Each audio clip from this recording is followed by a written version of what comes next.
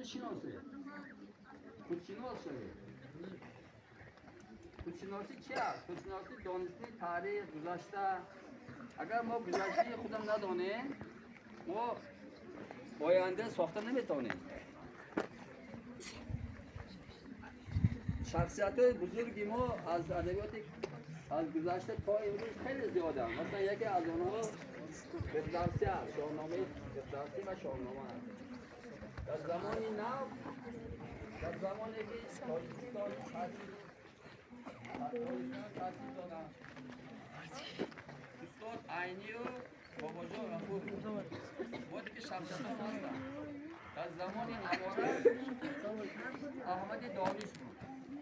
احمد دانش می‌دونید؟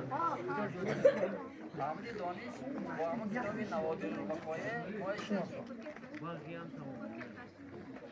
من برای شما دو شعر میخونم. یک شعر درباره بابا جان غفور بعد درباره فردوسی. یک رباعی است. زیهی علامه ملت غفور، طلای خامه ملت غفور، برای خودشناسی داد بر ما شهادتنامه ملت غفور. همین شهادتنامه ملت همین کتاب تاجیکان است. فهمیده؟ برای همین کتاب خوانید، حتما خوانید این کتاب.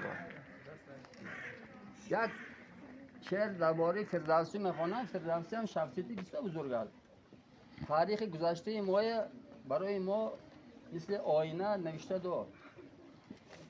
اگر ما گذشته دانیم، از تاریخ خود با خبر باشیم، ما شخصیت خود انشاء میتیم. در زندگی عذاب نمیکشیم، مردی کاری نمیرویم. مثلا باید آموزیم، دانش آموزیم و خودمای شناسیم. بر روانی پاک فردوسی درود، بر روانی پاک فردوسی درود، بر فرا ادراک فردوسی درود. آنکه بر ما کرد ما را آشنا، همچو آینه به ما را نمود. آنکه با شاهنامه آگهنامه‌اش شوکت و فر نیاکان را ستود.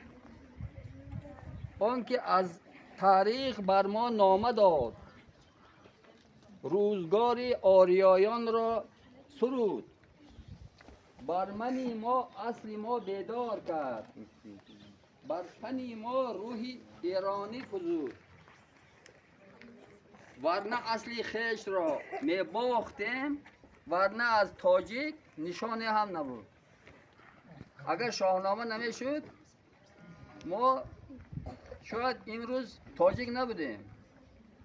یگانه فرهنگی که از اصطلاح عرب ما نجات دادن این شاهنامه و ایرانی ها بودن که زبانشون عربی نشد، عرب نشدن.